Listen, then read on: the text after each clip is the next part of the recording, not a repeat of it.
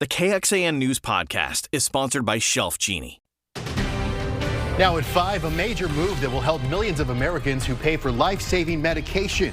How much a big-name drug maker will cut the price of insulin. And the risk of severe storms has increased tomorrow. We'll have the hour-by-hour forecast in First Warning Weather. And thanks so much for joining us. I'm Jennifer Sanders. I'm Daniel Marin. We've got a major update on progress the city of Austin is making cleaning up after last month's ice storm. Crews have picked up about 65,000 dumpster truck loads of tree limbs and debris. And while many wait patiently, there are some who live near designated disposal areas who are voicing their own concerns. As Jayla Washington shows us, the work is far from over. This is a sound you'd probably welcome if you had been waiting weeks for this to happen. One word, finally. Al Addison says he didn't know crews would take care of his debris Wednesday. Kind of like Christmas morning. But he is pretty happy about it. Called him the other day and said, hey, do you have an ETA? And goes, well, no, we hope to be through by April.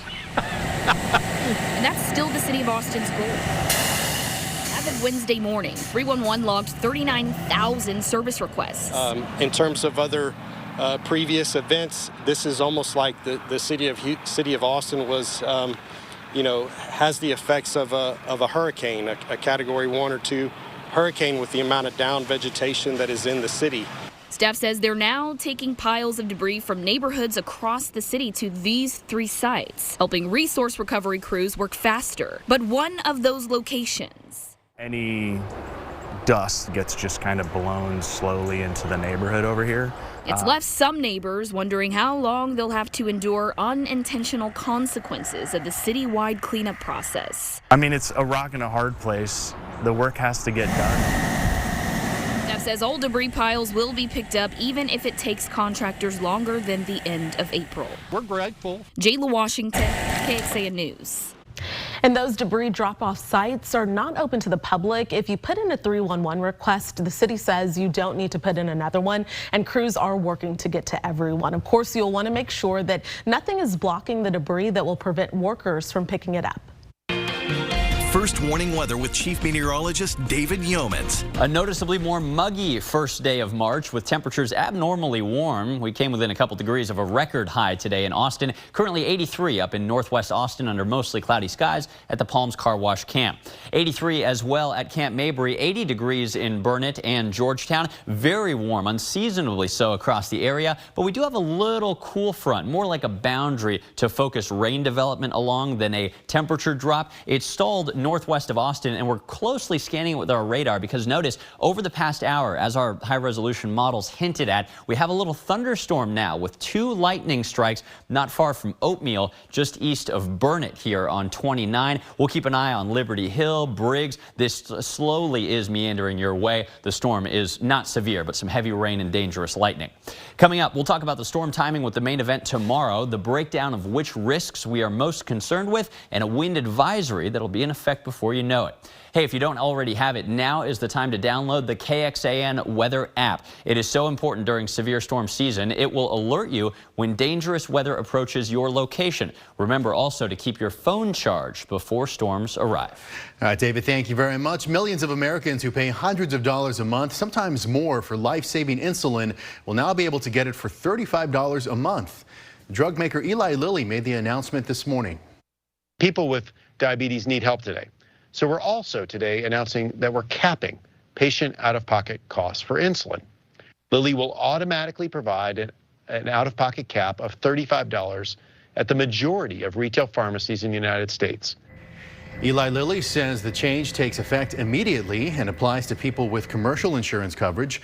People without insurance can find savings cards to receive insulin for that same amount at its insulinaffordability.com website. Now, coming up on NBC Nightly News, how Eli Lilly is suddenly able to slash its prices after years of increases and the ripple effect this could have for the drug industry.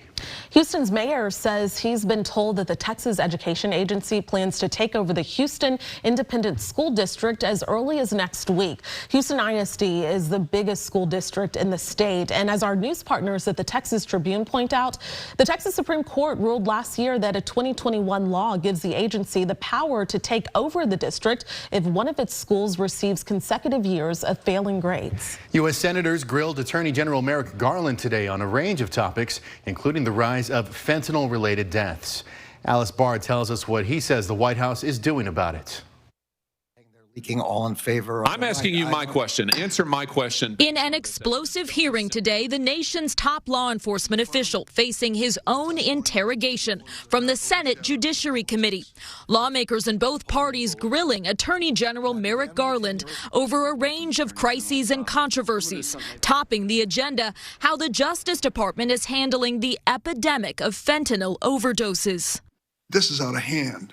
The Attorney General pointing to stepped-up enforcement. Last year, DEA and its partners seized enough fentanyl-laced pills and powder to kill every single American. While acknowledging more needs to be done to cut off supply of the dangerous drug. Can I answer the question? No, you cannot. Tempers flared as Republican senators hammered Garland for not charging protesters outside the homes of conservative justices when the Supreme Court overturned the landmark abortion ruling Roe v. Wade. Have you brought a case under this statute, yes or no? As far as I know, we haven't, and what we have done is defended the lives of the justices. It's part of a larger picture of Republicans attempting to cast the Justice Department as biased against conservatives while trying to shield liberals. I believe the men and women of the department pursue their work every single day in a nonpartisan and an appropriate General way. Garland. Hanging over today's hearing, the Justice Department investigations into how President Biden, former President Trump, and former Vice President Pence handled classified documents. In Washington, Alice Barr, NBC News. The Austin airport is under new leadership. Austin's interim city manager, Jesus Garza, announced that the airport's executive director, Jacqueline Yaft, is resigning. So he's named former executive director Jim Smith to that role while the city searches for a new one. Well, ahead, another change at the airport, and it means EMS can respond to emergencies there faster. And Austin's got a new team to root for, the Texas Smoke. What to know about the women's professional fast pitch. And 200 years of the Texas Rangers, the investigators, not the baseball team. Today's honors in our nation's capital. There's a new professional sports team here in Austin, the Texas Smoke. The Texas Smoke is the fourth franchise in women's professional fast pitch softball. The team will be coached by Tori Tyson, the current head softball coach at Howard University. The team has already signed 9 players. Co-owner Brandon Phillips feels the team and sport will bring an exciting show to the city. We're really looking forward to the challenge, and I'm really hope that Austin is really ready for a show, because that's what we're going to do. I mean, we're the Texas Smoke, and there's going to be a reason why we call it the Smoke. And the Texas Smoke will play its first game on Thursday, June 15th. The demand for a mortgage to buy a home has fallen for a third straight week to the lowest it's been in 28 years. And that's after the 30-year average mortgage rate jumped more than 0.5 percentage point in the last month to 6.71%. Now, the rising rates appear to be pushing would-be home buyers back to the sidelines and could indicate a slow spring for the housing market. The Postal Service is buying more than 9,000 Ford electric vehicles. They're being made in Kansas City and will go into service this year. It's also ordering more than 14,000 charging stations. Congress gave the U.S. Postal Service $3 billion in March to help update its fleet. EMS at AUS just ahead the newest addition to the Austin airport. And 85 degrees on the first day of March. That came within 2 degrees of a daily record high temperature today in the city. This, by the way, after meteorological winter ended up last night as a tie for Austin's 9th warmest ever recorded. Tomorrow's risk of severe thunderstorms when we come back. This KXAN News podcast is brought to you by Shelf Genie. I'm Rosie Newberry from KXAN Studio 512. Considering replacing your kitchen cabinets? Struggling to find or reach things? Go to shelfgenie.com/Austin. Shelf Genie designs custom pull-out shelves for your existing cabinets, adding convenience and value to the most used room in your home. Shelf Genie custom pull-out shelves, everything in reach. Today marks the first time ever that Travis County EMS paramedics will be staged inside the Austin airport. And KXAN's Mercedes Hernandez spoke with the program leaders who say they wanted to get it off the ground before South by Southwest travelers arrived. Amid the bustle and bags at the Austin airport, it's not just passengers that walk through the terminals. It is a little bit like an adventure. You know, normally paramedics are limited to being on an ambulance and responding to calls. Stephen White is with the Austin Travis County EMS team that will respond to calls inside and around the airport. He says this on-site squad will let ambulances that would usually respond stay out in the field and get passengers on their way too. That a lot of people invest a lot of time and money into their vacations, into their business trips. And so we're trying to provide a better service for those patients so that maybe we can kind of resolve their issue and let them get on their flight and make their trip.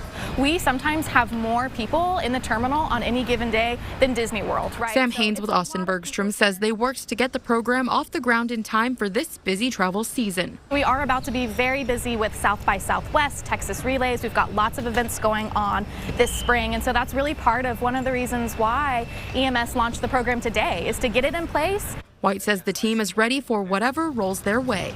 In Austin, Mercedes Hernandez, KXAN News. And EMS said call volume for the airport has been going up by about 12% a year for the last 9 years. Now, 65% of calls lead to patients being treated on site and then released. This isn't the first partnership of this type, though. Austin's fire department has a fire station on the airfield at AUS.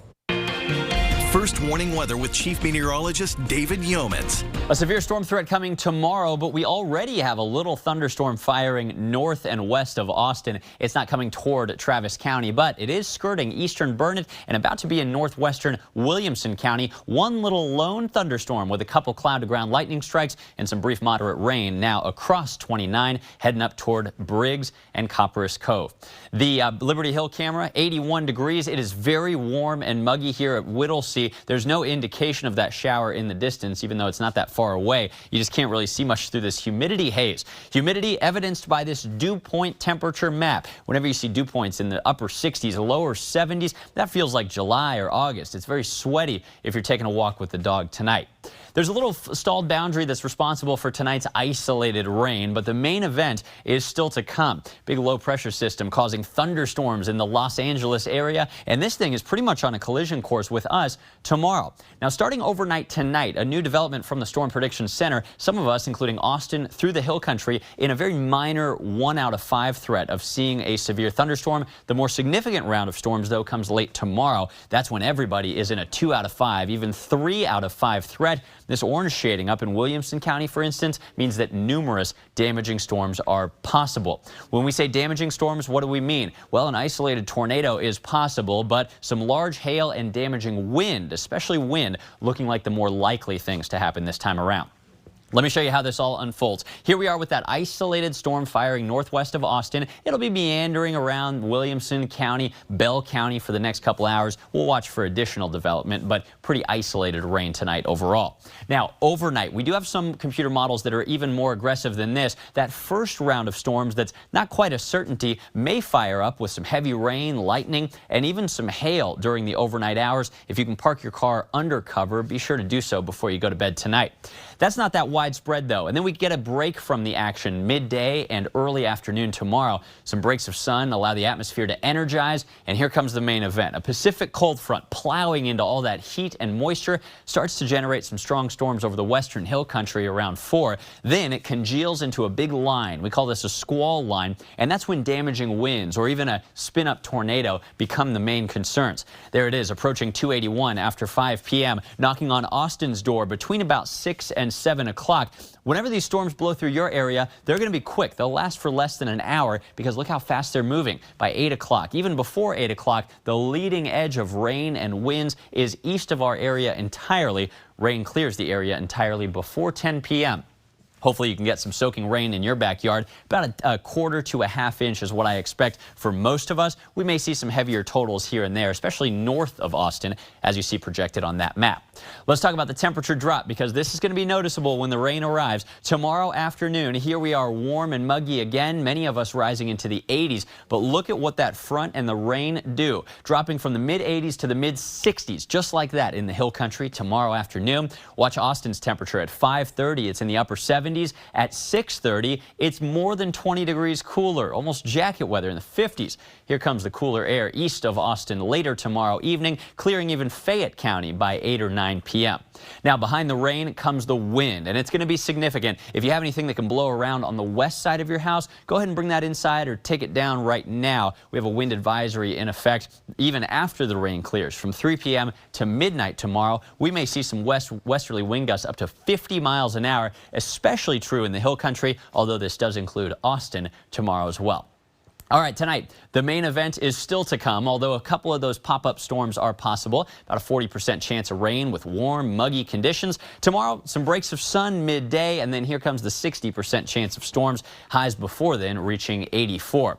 After that threat of severe weather, and be sure to download the KXAN weather app before it arrives, here comes the windy and cooler, more comfortable weather on Friday. A couple mornings in the 40s, daytimes in the 70s, back to the 80s this weekend, looking abnormally warm even through much of next week.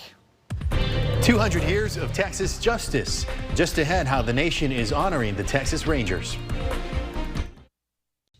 Today is the 200th anniversary of the Texas Rangers, the law enforcement agency that dates back to the days of the Wild West. Members of Congress honored the Rangers today. KXAN's Anna Warnicki was there.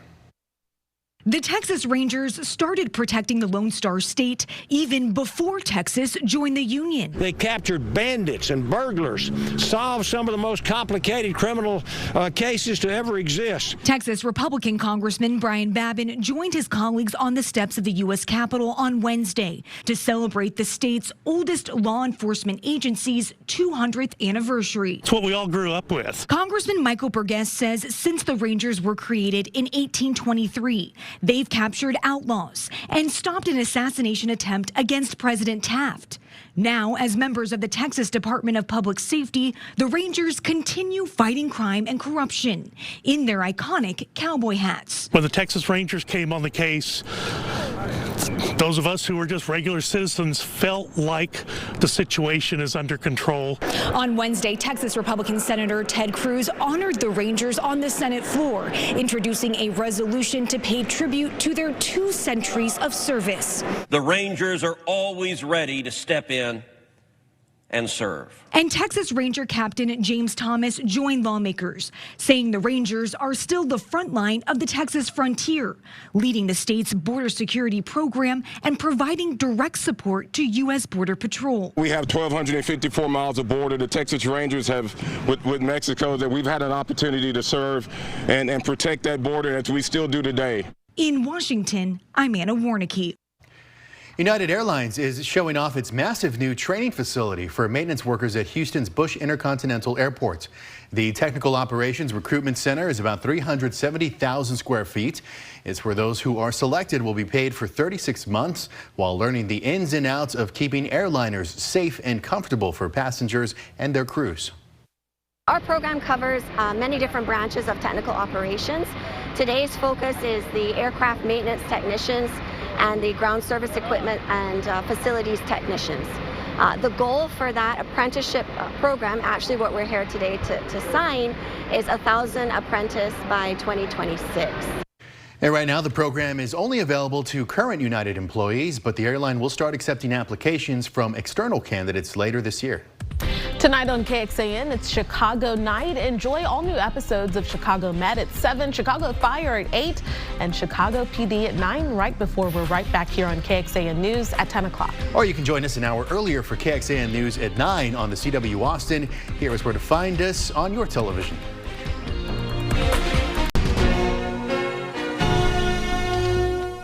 Thanks for listening to KXAN News Nightly.